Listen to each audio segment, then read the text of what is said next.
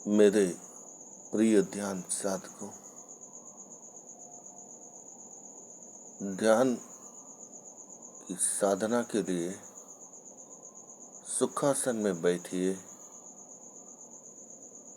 आंखें बंद कीजिए, मेरुदंड को सीधा रखिए और जो कुछ सुनाई पड़े उसे मनन करने का प्रयास कीजिए। ध्यान अर्थात होश, जागरण और मन के पार जाने की विधि है ध्यान। बुद्धि के पार जाने की विधि है ध्यान। भगवान शिव कहते हैं, शिव सूत्र में आया है, योनि वर्ग कला शरीरम, अर्थात उपज स्थान प्रकृति का हिस्सा है। हमारे शरीर के कर्ता भाव के कारण ही शरीर की उत्पत्ति होती है। माता पिता से मिला शरीर, पंचभूतों से बना शरीर, प्राणवायु से संचलित शरीर का सदुपयोग करें।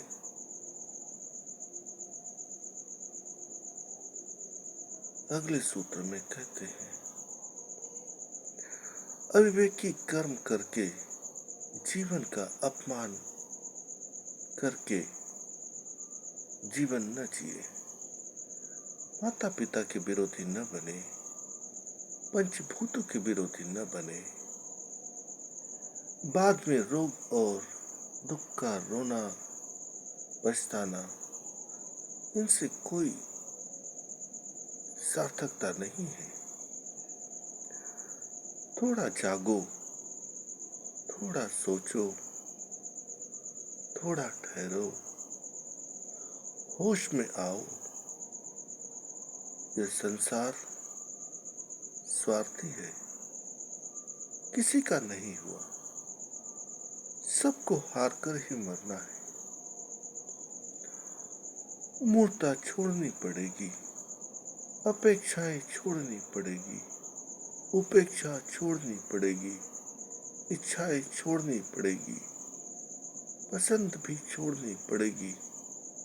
केवल जैसा प्रकृति रखे वैसा ही रहना पड़ेगा।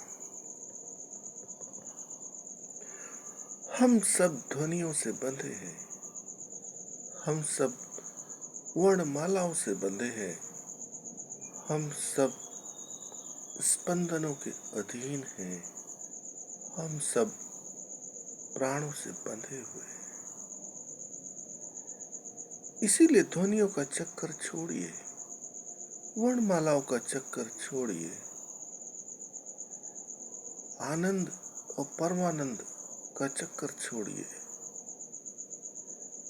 बस होशपूर्ण जीने का अभ्यास कीजिए। यही जीवन का उचित मार्ग संभव है।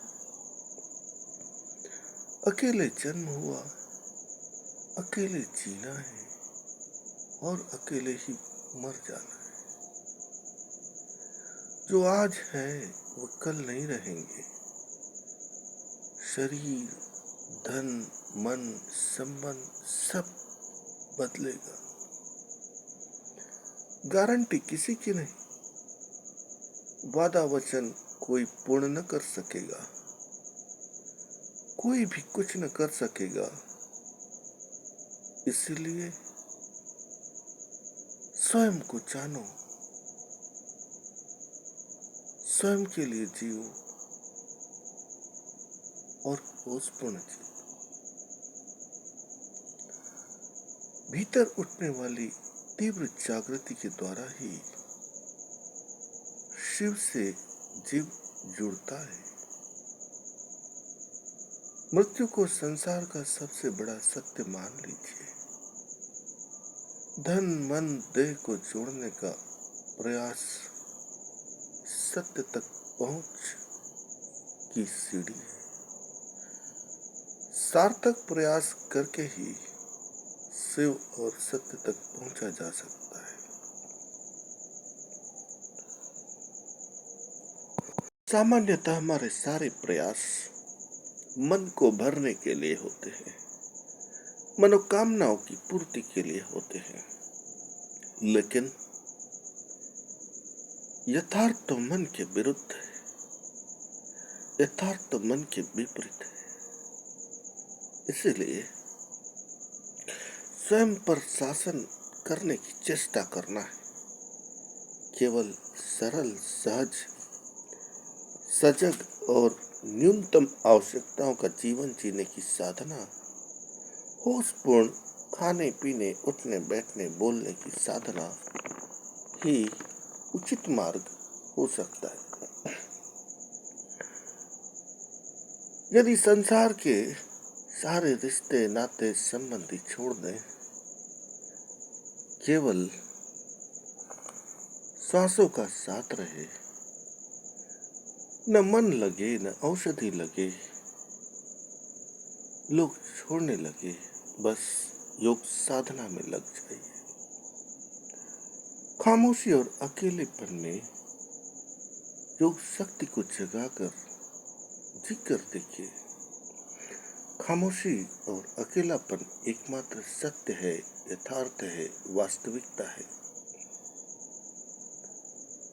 अहंकार और माया मोह एकमात्र झूठ है, छल है।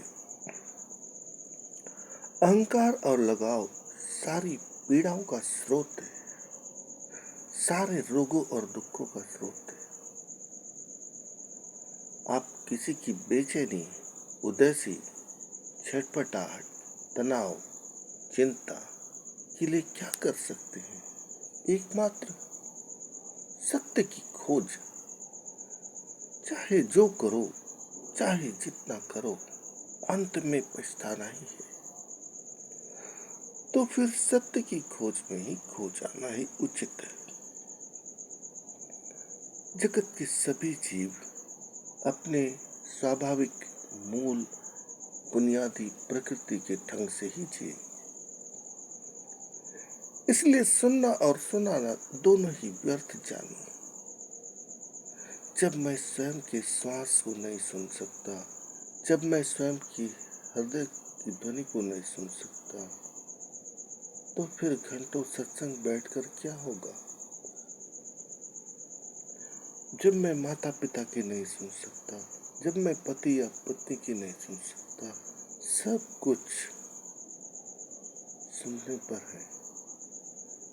वर्तमान में जियो, यह तो निश्चित है, जो जैसा करेगा वैसा भरेगा। स्वयं के लिए जियो, वर्तमान में जियो। इसीलिए प्रत्येक व्यक्ति जीवन में कभी न कभी, कहीं न कहीं ध्यान अवश्य करता है। अपनी शक्तियों का उपयोग करो। जब साधक अपनी इच्छा शक्ति, ज्ञान शक्ति, क्रिया शक्ति, कर्म शक्ति को एकाग्र करता है, तो मन का द्वैत, मन का दोगलापन समाप्त होने लगता है। इसीलिए भगवान शिव कहते हैं, ज्ञान शक्ति आपकी है और इसका उपयोग स्वयं को करना है। इच्छा शक्ति आपकी है और इसका लाभ स्वयं को लेना है। क्रिया शक्ति आपकी है और इसका आनंद आपको लेना है। कर्म शक्ति आपकी है, इसका फल आपको ही प्राप्त करना है। शरीर शक्ति आपकी है और इसका सदुपयोग भी आपको ही करना है। जब साधक जागृत होकर स्वयं को जान लेता है, तभी परम आनंद को उपलब्ध हो पाता है। और ऐसी स्थिति में मन की दिशा, दशा, दुर्बलता, बलता धीरे धीरे परिवर्तित होने लगती है। हम सभी सुनते हैं, देखते हैं, जानते हैं, लेकिन स्वयं को बदलने में बड़ी बाधा होती है। इसीलिए मन को छोड़ो, बुद्धि को छोड़ो, प्रकृति के प्रवाह में जियो, काल के प्रवाह में बहते हुए जियो। जितना हो सके झंझटों से दूर रहो। आगे भगवान शिव कहते हैं, ज्ञानम जागृत, ज्ञान ही जागृत अवस्था है। वर्तमान में ही होश है। हम जो भी कर रहे हैं होश में करें, विवेकपूर्ण करें, अनुशासित रहकर करें, संयमशील रहकर करें, प्रकृति सम्मत करें, कालाधीन रहकर करें, कुशलता की विधि को पूर्ण करके करें, तभी समाधान संभव है। प्रकृति विरुद्ध, काल विरुद्ध, नैतिकता विरुद्ध, अनुशासन विरुद्ध, संयम विरुद्ध, धैर्य विरुद्ध कुछ भी किया सब व्यर्थ ही जाने वाला है। आगे कहते हैं, स्वप्नो विकल्प, मानसिक जाल, संरचनाएं काल्पनिक है, दुखदायी है।